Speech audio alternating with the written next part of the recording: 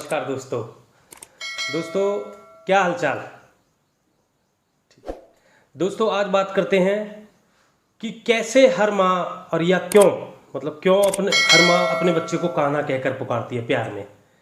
क्योंकि भगवान श्री कृष्ण ही में एक आदर्श पुरुष के सारे गुण मौजूद हैं। वो कैसे?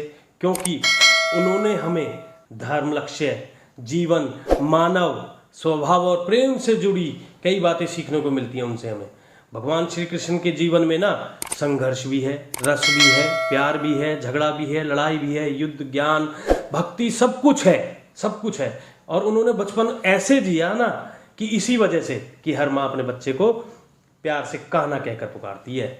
दोस्तों प्रेम भी उन्होंने इस तरीके से किया कि आज लोग भगवान श्री कृष्ण के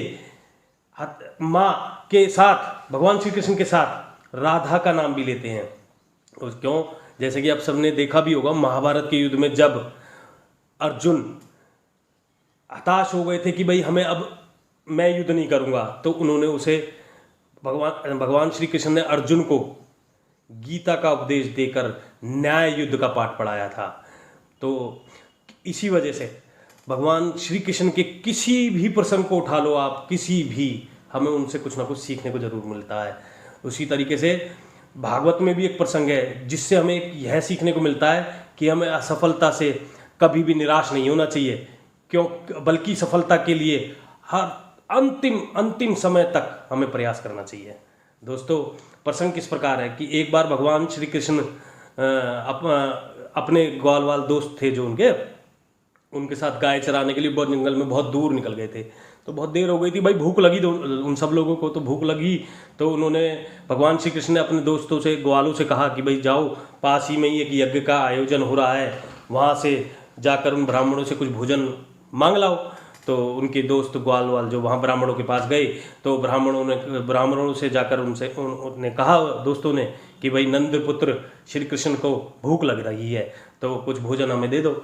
तो ब्राह्मण बोलते हैं कि नहीं भाई, अभी तो हम बिना यज्ञ देवता को भोग लगाए बिना कैसे किसी को भोजन दे दें, हम नहीं दे पाएंगे इस तरीके से। तो ग्वाल जो दोस्त थे कृष्ण जी के, वो खाली हाथ वापस लौटे। उन्होंने कृष्ण जी के कहा कि भाई उन्होंने नहीं दिया, तो कृष्ण जी ने उनसे कहा कि जाओ दोबारा एक बार और फिर मांगो। वो दोबारा चले जाते हैं। दोबारा जाने पर भी ब्राह्मणों ने सेम पहले वाली बात बोली कि बिना यज्ञ देवता के हम भोजन नहीं दे सकते। फिर वो वापस आए। फिर वापस आने के बाद भगवान श्री कृष्ण से उनसे कहा, इस बार ब्राह्मणों की पत्नियों से जाकर भोजन मांगो, जाओ। ग्वालों ने भगवान श्री कृष्ण के ब्राह्मणों की पत्नियों से जाकर कहा कि नंद पुत्र श्री कृष्ण को भूख लगी है, कुछ भोजन चाहिए।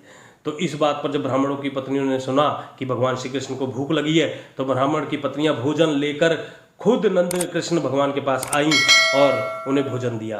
तो इसके बाद भगवान श्री कृष्ण और ग्वालों ने मिलकर भोजन किया। तो दोस्तों भगवान श्री कृष्ण के इस प्रसंग से हमें यही सीखने को मिलता है कि हमें सफलता के लिए ना अंतिम समय तक प्रयास करना चाहिए। वैसे ही दोस्तों